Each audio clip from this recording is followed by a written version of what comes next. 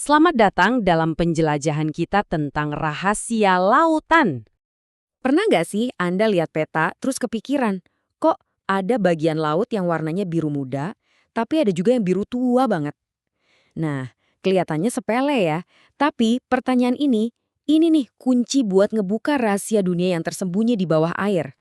Coba deh lihat peta ini, langsung kelihatan kan, perairan di antara Sumatera, Jawa, sama Kalimantan itu warnanya biru muda. Beda banget sama biru tua yang mengelilinginya. Ini bukan salah cetak loh. Ini tuh petunjuk geologis. Semacam kode rahasia tentang gimana bentuk daratan di bawah sana. Oke, sekarang kita akan bongkar rahasia di balik warna-warni biru di peta ini. Karena dari sini kita bakal dapat pemahaman dasar banget soal lautan kita. Jadi, jawabannya sesimpel ini, semuanya soal kedalaman. Biru muda itu artinya perairannya dangkal. Nah, biru tua artinya dalam banget. Gampangnya, biru muda itu nunjukin landas kontinen yang dangkal, area yang bahkan mungkin dulunya daratan pas zaman es, sementara biru tua itu ya lautan yang jauh lebih dalam. Jadi intinya, setiap warna di peta ini sebenarnya lagi cerita soal sejarah geologisnya. Nah, beda kedalaman ini ternyata bukan cuma soal warna di peta aja loh. Gara-gara ini kita jadi punya cara mendasar buat bedain jenis-jenis perairan di planet kita. Jadi gini, laut itu bukan sekedar samudra versi kecil ya. Beda utamanya itu ada di hubungannya sama daratan.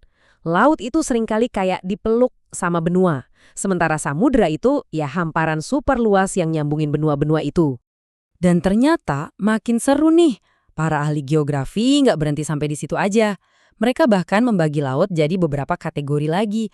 Tergantung gimana cara laut itu nyambung ke daratan dan samudra yang lebih besar. Tipe pertama itu namanya laut tepi. Gampangnya, bayangin aja laut ini kayak terasnya sebuah benua, letaknya pas di pinggirannya. Contoh paling gampang ya Laut Cina Selatan, yang nempel persis di tepian benua Asia. Terus ada lagi yang namanya Laut Pertengahan. Ya namanya juga pertengahan, laut ini posisinya kayak kejepit di antara dua daratan raksasa. Contoh paling pas, Laut Karibia yang letaknya pas di antara Amerika Utara dan Selatan. Dan yang ketiga ada Laut Pedalaman. Nah yang ini hampir seluruhnya dikepung sama daratan. Dia cuma punya pintu kecil, biasanya selat sempit gitu buat nyambung ke samudra. Contoh yang paling jelas banget ya Laut Hitam. Oke, tadi kita udah jalan-jalan horizontal di permukaan laut kan? Sekarang ayo kita ganti perspektif. Kita bakal menyelam lurus ke bawah, dari permukaan yang kena sinar matahari sampai ke dasar yang paling gelap. Nah, gambar ini bakal jadi peta kita buat perjalanan ke bawah. Tiap lapisan yang nanti kita lewatin itu punya nama, ciri-ciri, bahkan penghuninya sendiri yang unik-unik. Udah siap? Kita mulai perjalanan kita dari paling pinggir, namanya zona litoral. Ini area yang unik banget, karena kadang jadi darat, kadang jadi laut. Semuanya tergantung naik turunnya air pasang.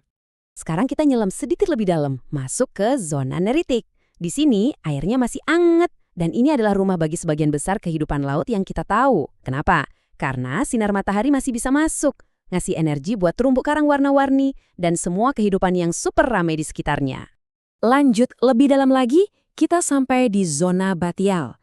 Nah, di sini cahaya matahari mulai redup, suasananya jadi kayak senja abadi yang remang-remang. Tanaman udah nggak ada lagi karena nggak bisa fotosintesis, dan makhluk-makhluknya pun mulai beradaptasi sama gelap. Dan sekarang kita masuk ke kegelapan total, zona abisal.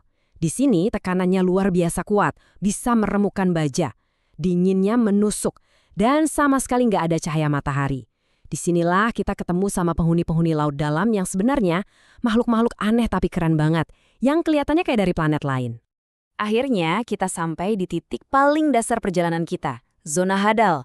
Ini adalah palung-palung laut yang paling dalam, tempat yang lebih jarang dijelajahi manusia daripada permukaan bulan loh tekanannya. Nggak kebayang.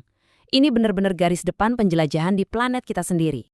Oke, kita udah sampai di dasar nih. Sekarang coba kita lihat-lihat sekeliling. Ternyata dasar laut itu nggak datar sama sekali loh. Bentuknya tuh bervariasi banget sama kayak daratan di atas air. Coba bayangin deh, di bawah sana itu ada barisan pegunungan raksasa yang puncaknya nggak pernah kena matahari. Itu namanya punggung laut. Ada juga jurang yang lebih dalam dari Grand Canyon. Itu palung. Ada dataran luas yang sepi. Bahkan ada sisa-sisa gunung berapi, purba, yang sekarang jadi cincin terumbu karang cantik yang kita sebut atol. Oke, urusan geografi alaminya udah.